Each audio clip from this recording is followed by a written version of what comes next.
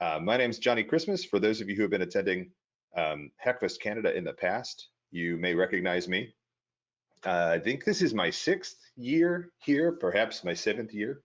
I usually do much longer forms of talks or panels sometimes, but this year I wanted to do something different. I'm doing a quick lightning talk because I don't think that this topic needs much more than 20 minutes or so to get across, but it's something that I've been really passionate about for a large portion of my life.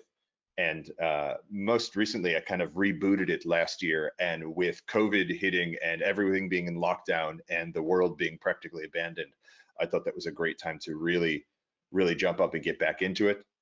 Here's what I looked like last year, so that may help you identify me easier. I love Hackfest Canada, and I just could not miss it this year, so I made sure that I find something that was going to be appropriate to show you all. I am a security researcher. I work for Grimm, who you may have heard of, the security engineering firm. I'm a trainer and researcher there, and also I dabble in some AppSec for them when the need arises.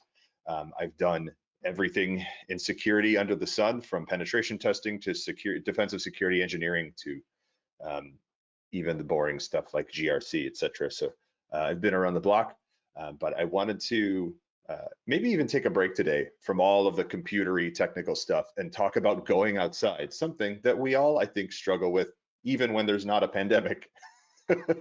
And so perhaps this will be a great inspiration to you all to go outside and try something new that we can still consider hacking.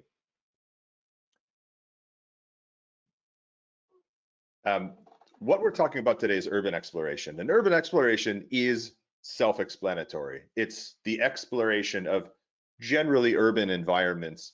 However, that's not a hard and fast rule, and we're going to talk about some rules here, but we'll see that they're because it's generally an illegal activity, the rules are very flexible. The idea here is that there's so much out there that has been abandoned, forgotten, is being left to rot, that is amazing to go see. Literal doorways, portals into the past, buildings that have been closed down for 20, 30, 40, 50 years, where the insides haven't been touched since, and you can go inside these places and, with the exception of this destruction and graffiti, see what was going on in there 50 years ago. These buildings do get bought up and demolished or turned into something else, and so I'm a really big fan of going in, and not just for myself, but for documenting, for capturing what was in there, creating these videos and photographs and things, and sharing them with the world. And it's not just, of course, seeing what was going on in there when the building shut down, but also there's some really amazing artwork that goes on in these places as well.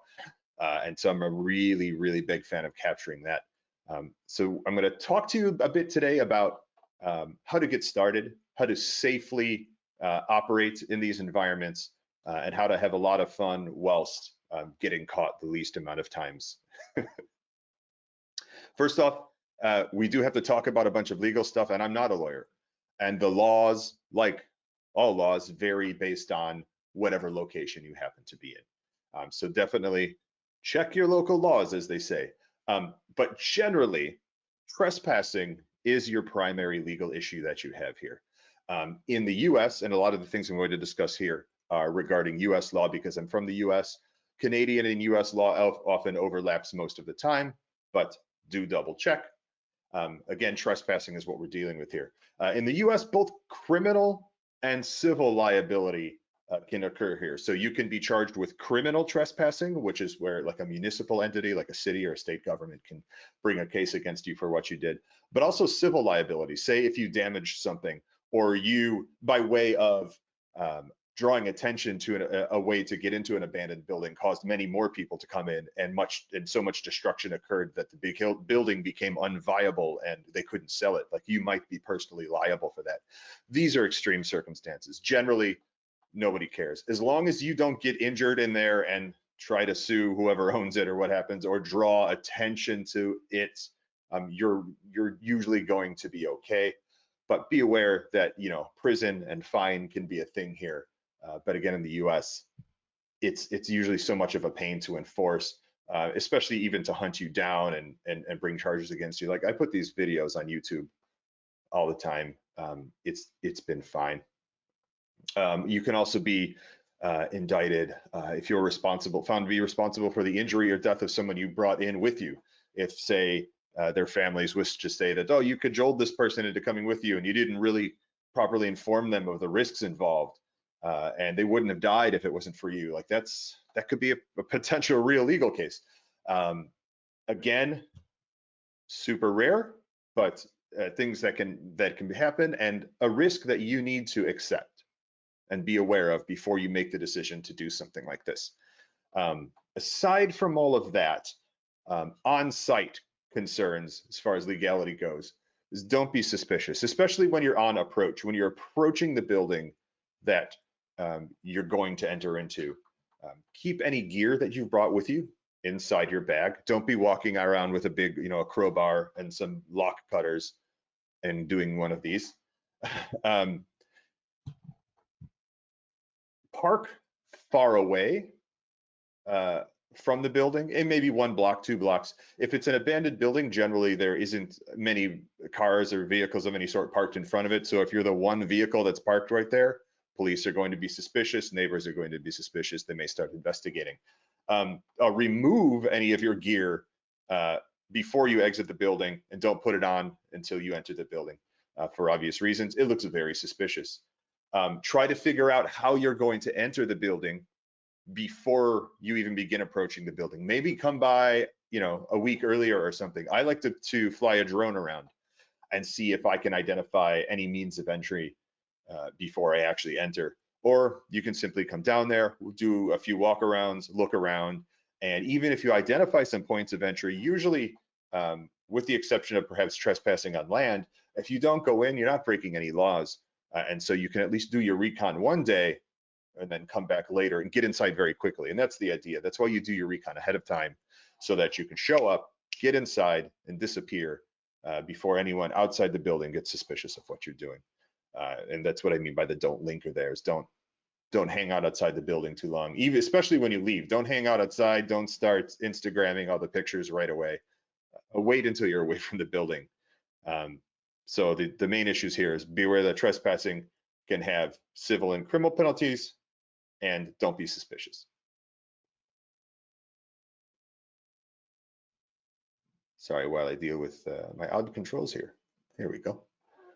So do your research. Know what you're getting into before you enter a building. Know what the building was used for. Look up for historical information on that building. This building we're seeing in the video here was a radio manufacturing company for Zenith radios back in the 1960s. The building was not used for this for decades, but it was used for many, many other things. Some of those things can involve chemicals. One building I discovered was actually used for asbestos manufacturing. So I didn't even bother going inside there. But know what the building was used for, know what to expect, so that you can, prepare accordingly. Talk to, if you can, other people who are doing this as well. Urban exploration folks tend to be extremely secretive and elusive. They often won't respond to you if you just DM them out of nowhere, because what they're doing is breaking the law. They don't like to share the locations that they know of because they don't want the secret to get out. They don't want people to come in and destroy things, and they don't want the cops to, be looking for new people to come in.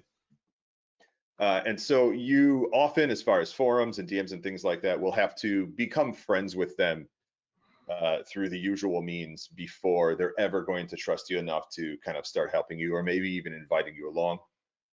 But go ahead and Google. Go ahead and look on YouTube. YouTube and Instagram have become huge for urban exploration. So if you're looking for new sites, YouTube and Instagram are great places to start. You may still have to start doing some reconnaissance based on the information found in there, because a lot of urban exploration folks still like to hide the location of where the video takes place. And so you may have to start looking for, street signs and addresses, or addresses on paperwork inside of the buildings and things like that in order to figure out where it's at. As far as general reconnaissance of safety of the building and ways in, Google satellite maps is excellent. And then do your general walk around for your reconnaissance before deciding whether or not you're going to accept the risk of entering this building and seeing what's inside.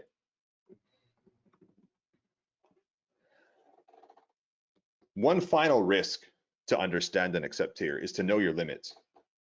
These are physical limits. Your life is at stake. Know what you're capable of doing physically, and don't talk yourself up. Don't pretend like you're able to do more than you do. You might end up in a very bad situation because you couldn't accept that you have a physical limitation. And certainly, you know, if you can, strive to exceed those. Strive to build those physical limitations up. I certainly do. I'm a big fan of physical fitness, and one of those reasons is because I regularly find how often it pays off in these situations here. Some general rules of thumbs, what I've listed over here. Can you walk 5+ miles in one session, you know, over the course of 3 or 4 hours? Generally, that's the average I find when I do some urban exploration like this. And that's just inside the, you know, a larger building. That's not including walking to and from wherever you may park to get to the location. That seems like a lot of miles for people.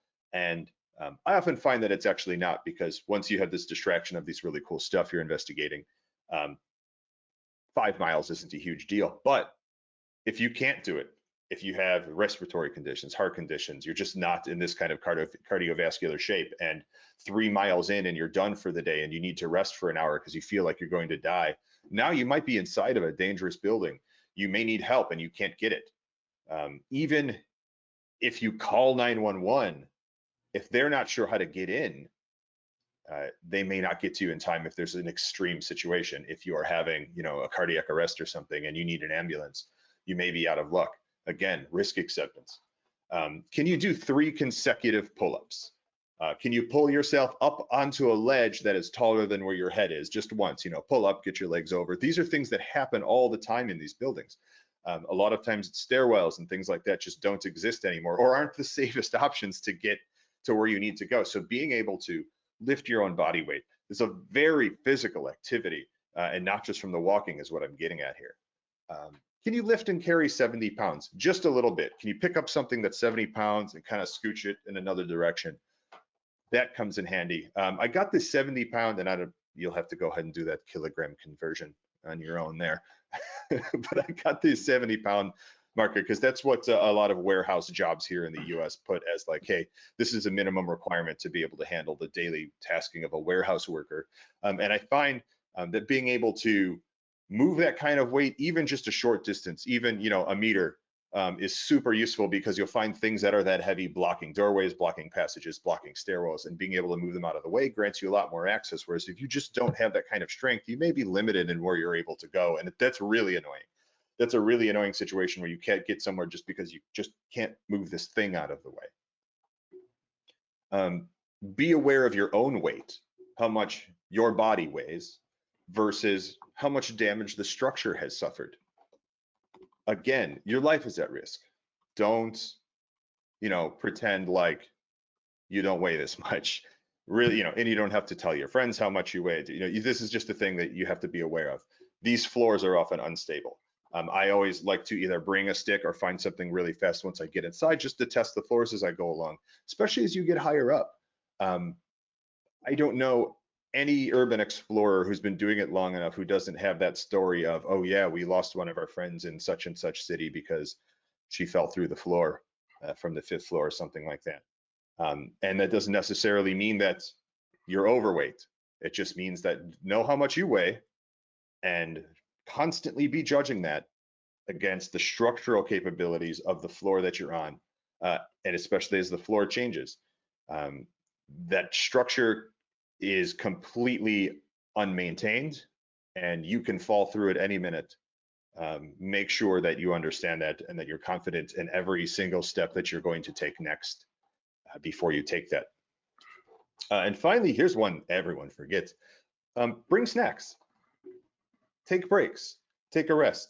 I think actually this is funny. Right here in the video is a point where we actually decided to take a break and have some snacks. So good timing on my part.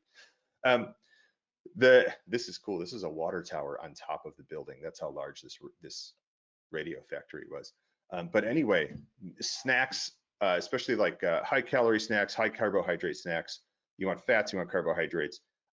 Great for kind of giving you that energy boost and getting you to keep going.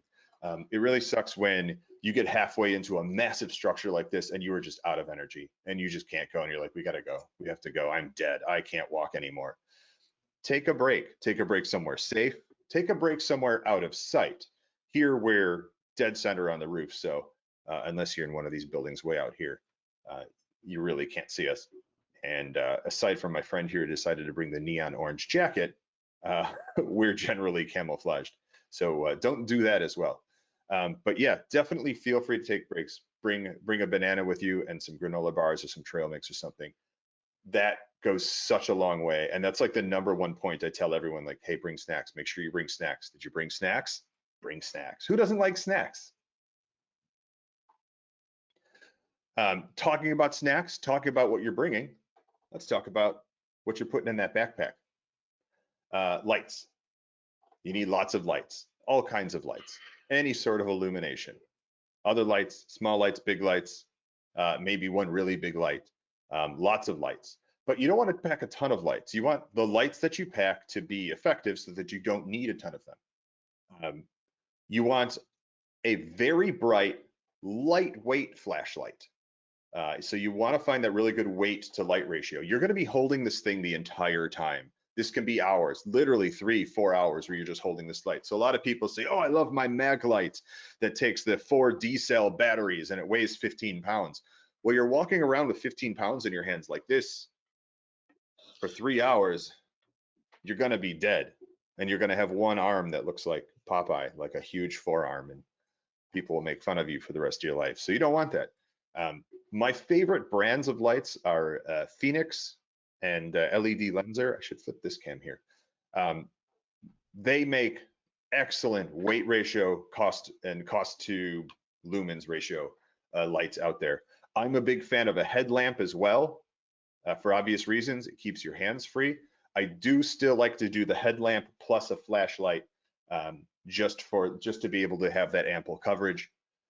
And one other thing I like to do is bring a larger lamp like you see here on the right and actually kind of strap that to my backpack strap.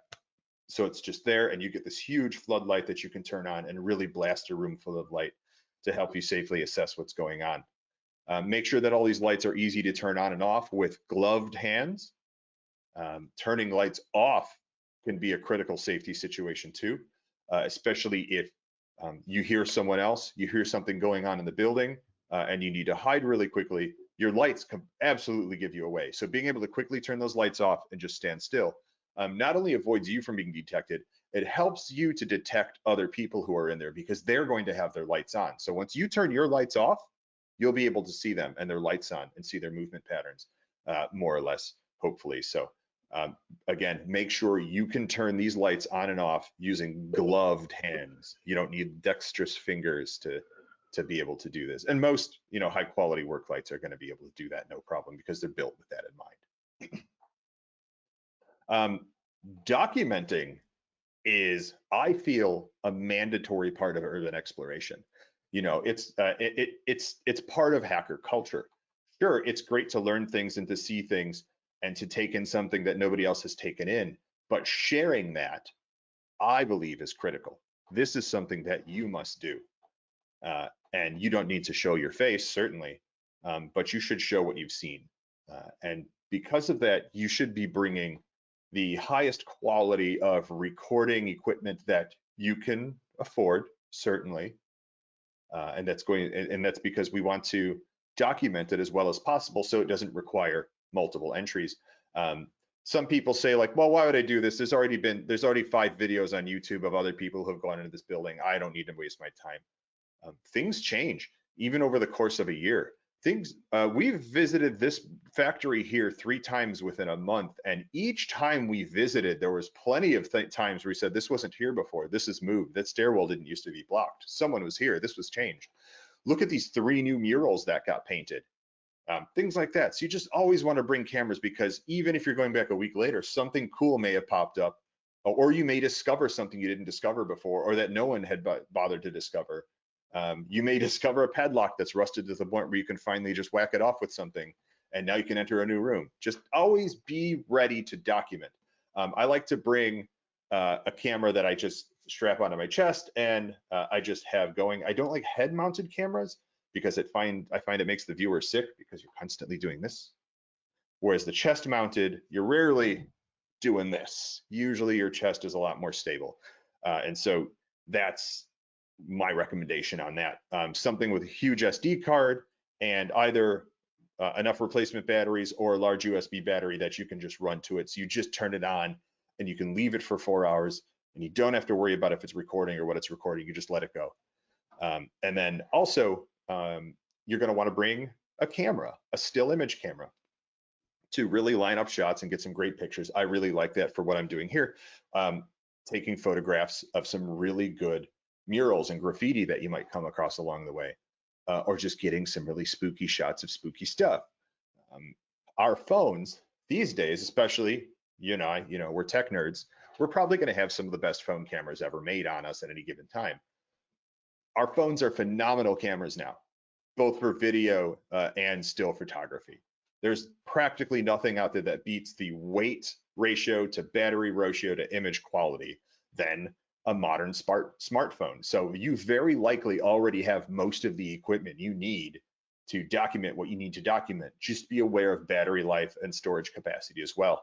I'm a big fan here of DJI's Osmo Pocket and their Action Cam. They're not as unreliable as all of the GoPro stuff. If you can't tell, I hate GoPro. Their stuff constantly fails on me.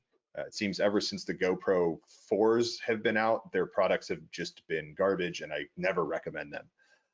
DJI's aren't incredible, but they're more reliable, and so that's why I prefer them. And the quality, at least on the video side, is excellent. So definitely take a look at those, or do your own research and take what you like the best. Talking a little bit about safety, I wanted to put a nice gap in there between risk and safety before I just like beat you all down with like, this is dangerous and you shouldn't do it. This is dangerous and you shouldn't do it. That said, you can do things to kind of mitigate that danger. Bring mechanics gloves. These are these gloves you can see me wearing here in this video. They're gloves that have a very high shear strength, so they don't slice open easily. They don't puncture that easily. They can take a lot of abrasion and not rub away. And they're nice and padded. They usually will have a great grip on them, and they're not expensive. You can get a really, just a fine pair of mechanics gloves for under $10 US, and they'll last you a very long time. And man, they're great. You're going to be touching and grabbing all sorts of things here that have stuff on them that you don't want to get inside of your body. Tetanus notwithstanding. Some things you're just going to have to be, punching out glass like you see here and removing glass and sharp metal and rust. And you're going to want gloves on that can protect you from those sorts of things. So not just like your average, gardening gloves, but some real good mechanics gloves. You can get them at any auto shop. You can get them at any home improvement store. That's probably the most important part of your kit next to the lights. You may want to bring a sealed N95 mask depending on what your research has told you, or just have it anyway just in case. If the building was made before 1965 or so, there's a very good chance it has had asbestos in it at some point. And N95 is the limit that you need in order to be able to filter out any remaining asbestos that might be floating around inside of there. Especially if you're going to be shuffling around and stirring up all that asbestos that may be on the floor. I was in a Wonder Bread factory in Buffalo, New York that had tons of asbestos just on one floor of it. And I was really glad that I had brought that mask, and I didn't hang out on that floor too often. But yeah, N95 masks are much easier to find these days than they were even 6-7 months ago, for obvious reasons. Make sure it's the kind that seals around your face, with the rubber mask with the big filters on the sides. You don't want the standard, paper mask that everyone wears. You want the one that's going to make a nice seal so that air can't get in from the sides, because you're dealing with asbestos, which can cause cancer. Be aware that those filters expire if they're unsealed. If they're just sitting out in the air, they do slowly break down. They'll have an expiration date on them generally. And so you want to make sure that before you go for a dive that you're not using some old filters that aren't going to filter out that asbestos.